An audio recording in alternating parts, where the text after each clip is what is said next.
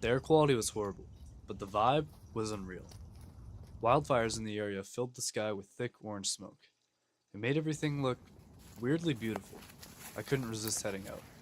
I did spend the night, but unfortunately that footage got corrupted. Here's what I could save.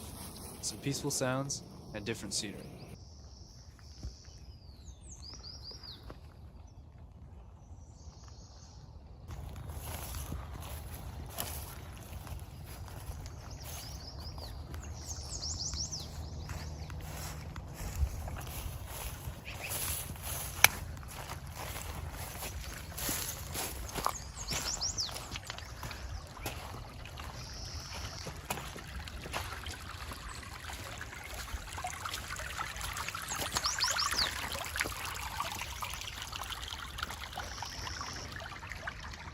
If you're still watching this, chances are you like outdoor and camping content just as much as I do.